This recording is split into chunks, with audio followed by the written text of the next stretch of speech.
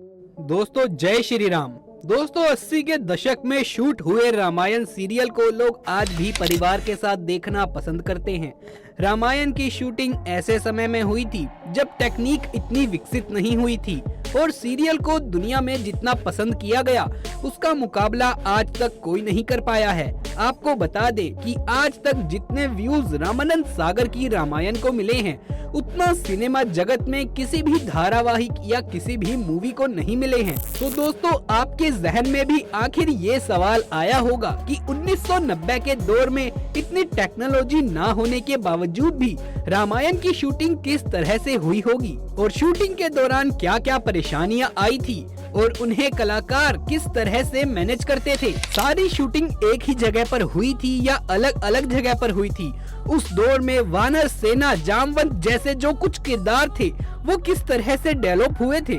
और साथ ही आपके मन में ये भी सवाल आया होगा कि रामायण की शूटिंग के बाद आखिर ये राम और सीता का किरदार निभाने वाले कलाकार गए तो गए कहाँ। तो दोस्तों आपके सभी सवालों का जवाब इस वीडियो में मिलेंगे। वीडियो को पूरा आखिर तक जरूर देखिएगा। जिस समय रामायण की शूटिंग हुई थी उस समय इतने आधुनिक टेक्नोलॉजी वाले कैमरे नहीं हुआ करते थे। इसके बावजूद सीरियल से जुड़े सभी लोगों ने लगातार कठिन मेहनत करी और दोस्तों परिणाम आपके सामने है कि आज इसका हर सीन लोगों के जहन में याद है। शूटिंग रामानंद सागर के बंगले सागर विला में हुई थी। वहीं कुछ सीन आउटडोर भी हुए थे। रामायण में हनुमान का किरदार निभाने वाले दिग्गज अभिनेता दारा सिंह को भी उतनी ही पॉपुलैरिटी मिली थी जितनी भगवान राम और सीता का किरदार निभाने वाले को मिली थी। लोग उनकी फिजिक को देखकर उनको सचमुच हनुमान जी मानकर पूजने लगे थे। तो दारा सिंह ने भी रामायण की शूटिंग को लेकर कुछ ऐसे किस्से बताए हैं जिनको जानकर आप सच में अपने दांतों तले उंगली दबा लोगे। आपको बता दें रामायण की शूटिंग के दौरान दारा सिंह के पिताजी ने नॉन वेज खाना तक छोड़ दिया था क्योंकि दोस्तों दारा सिंह के पिता शूटिंग की लोकेशन पे जाया करते थे और ये लोकेशन सूरत के उम्बर गांव में हुआ करती थी। यहाँ पर एक्टर दारा सिंह ने बताया कि जब भी शूटिंग खत्म होती थी तो दारा सिंह को अपने स्टूडियो के गेट खोलने पड़ते थे जहाँ पर सैकड़ों लोग उनके चरण छूने का इंतजार किया करते थे क्योंकि दोस्तों उन्होंने हनुमान का रोल इतना अच्छे तरीके से निभाया था कि लोग एक्टर को ही सचमुच का भगवान मानकर उनकी पूजा किया करते थे। और उनके इस शो की टीआरपी इसी बात का सबूत है कि रामायण आज भी लोगों को पसंद आती है और रामायण का शो शुरू होने के साथ ही इसने टीआरपी के सारे रिकॉर्ड्स तोड़ दिए थे। पहले ही हफ्ते में इतिहास का सबसे ज्यादा देखे जाने वाला शो ये बन चुका था।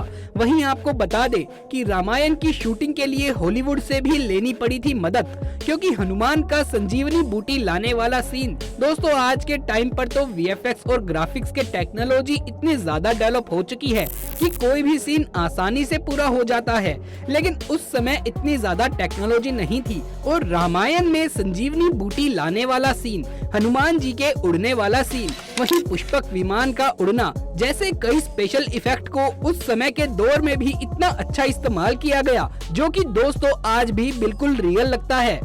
और राम सेतु का निर्माण वाला सीन गुजरात में नहीं शूट किया गया क्योंकि वहाँ नीला समुद्र नहीं मिल पा रहा था, इसीलिए उसे चेन्नई में जाकर शूट किया गया था। पूरी रामायण की शूटिंग करने में 550 दिनों से भी ज्यादा का वक्त लगा था। यहाँ रामायण के भाई यानी कि विभीषण का जो किरदार निभाया था उनका नाम है एक्टर मुकेश रावल।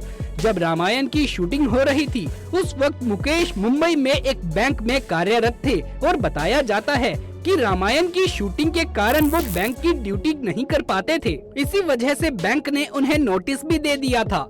हालांकि बाद में उनकी लोकप्रियता को देखते हुए अधिकारियों ने उन्हें स्पेशल छुट्टियां दे दी थी। चलिए बात करते हैं दोस्तों रामायण में सीता का किरदार निभाने वाली दीपिका चिखालिया के बारे में। लोग उन्हें आज भी रामायण की सुपरस्टार कहते हैं और दीपिका ने सीता के किरदार को छोटे पर्दे की सबसे यादगार भूमिका बना दिया। आपको बता दें दीपिका बताती है कि सीता के रोल के लिए उनका चुना जाना इतना आसान भी नहीं था। करीब 30 से लेकर 35 लड़कियां सीता के रोल के लिए स्क्रीन टेस्ट देने आई थी।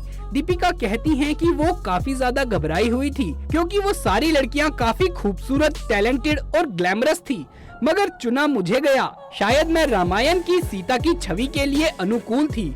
इन दिनों 56 वर्षीय दीपिका अपनी आगामी फिल्म गालिब के लिए चर्चाओं में आ गई है।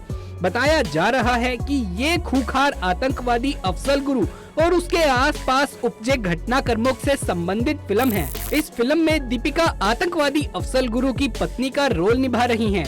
सोचने वाली बात यहाँ ये है कि माता सीता का किरदार निभा चुकी दीपिका चिखलिया अब आतंकवादी की पत्नी के रूप में बड़े पर्दे पर नजर आएंगी।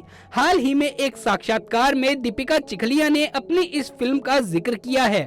तब करार में बंधे होने के कारण वो फिल्म में अपने किरदार के बारे में ज्यादा कुछ बता नहीं रही थी, लेकिन बहुत कुरेदने पर दीपिका बोली, मेरा पहला प्यार अभिनय है, मैं अब भी कैमरे के सामने काम करना चाहती हूँ। ऐसे में ये फिल्म मेरे पास आई और मैंने इसे स्वीकार कर लिया।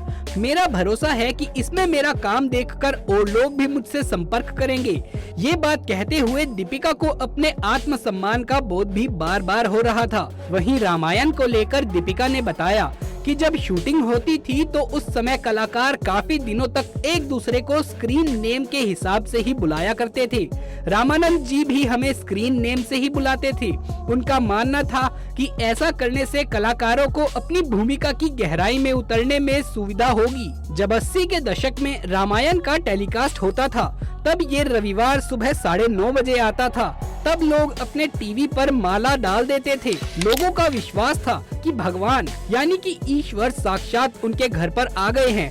चलिए आपको बता दें दोस्तों रामायण के एक अजीब किरदार यानी कि मंत्रा के बारे में। दोस्तों एक हादसे ने छीन ली थी मंत्रा की खूबसूरती और बर्बाद हो गया था करियर। जानते हैं कि कैसे ये पूरी कहानी घटी। दोस्तों रामायण में मंत्रा का किरदार निभाया था एक्ट्रेस ललिता पंवार ने। उस समय वो अपने जमाने के सबसे ज्यादा शिखर पर थी और वो काफी ज्यादा फीस लेने वाली एक्ट्रेस हुआ करती थी। आपको बता दें कि 80 के दशक में फेमस एक्टर भगवान दादा को एक सीन के दौरान ललिता पंवार को एक थप्पड़ मारना था, लेकिन उन्होंने ललिता पंवार को इतनी जोर से थप्पड़ मारा कि वो जमीन पर गिर गई और वहीं उनके कान से खून बहने लगा। इसके बाद इलाज के दौरान गलत दवा के चलते उनके शरीर के दाहिने भाग को लकवा मार गया और हमेशा के लिए उनकी दाहिनी आंख सिकुड़ गई। वहीं दोस्तों आपको बता दें कि आपके मन में सवाल आ रहा होगा कि रामायण में आखिर कौन सा सीन भगवान राम का किरदार निभाने वाले अरुण गोविल को सबसे मुश्किल लगा था। जी हाँ दोस्तों, ऐसे तो बहुत से सीन होते हैं, लेकिन स्पेशली ऐसा कौन सा सीन था जो कि सबसे ज्यादा मुश्किल लगा होगा। तो आपको बता दें कि एक सीन रामायण में ऐसा था जब राम वनवास में हैं और उनके भाई भरत उनके पिता की मृत्यु के बारे में बताने आते हैं। वहाँ जो रिएक्शन मुझे देना था उसमें मुझे कुछ चैलेंज था, क्योंकि राम का कैरेक्टर इंसान के भेष में भगवान है।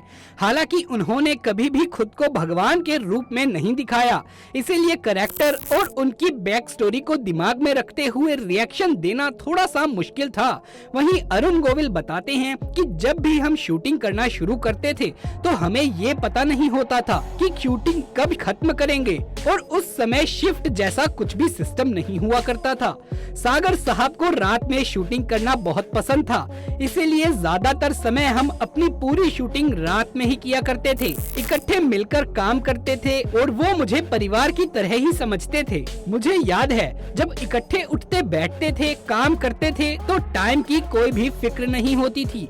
और वहीं दोस्तों हर एक कलाकार की मेहनत और जुनून का परिणाम आज हम देख ही सकते हैं। और इसके बाद दोबारा से रामायण 2 बार बनाई गई, लेकिन दोस्तों उन दोनों को इतनी लोकप्रियता नहीं मिली। आपको बता दें 80 के दशक में आने वाले 2 सीरियल रामायण और महाभारत ने टेलीविजन की दुनिया में वो इतिहास रच दिया जो शायद कई दशकों तक लोग भूल नहीं पाएंगे।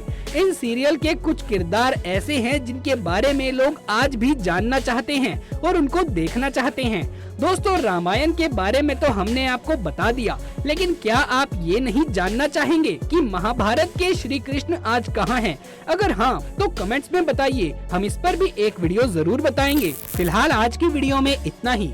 अगर ये वीडियो अच्छा लगा हो तो इसे एक लाइक कर इसे अपने दोस्तों और रिश्तेदारों के साथ ज्यादा से ज्यादा शेयर करें ताकि सब तक ये जानकारी पहुंच सके। कमेंट बॉक्स में जय श्री राम अवश्य लिख दीजिए और हमारे चैनल को सब्सक्राइब कर पास वाले बेल आइकन को भी क्लिक कर लें।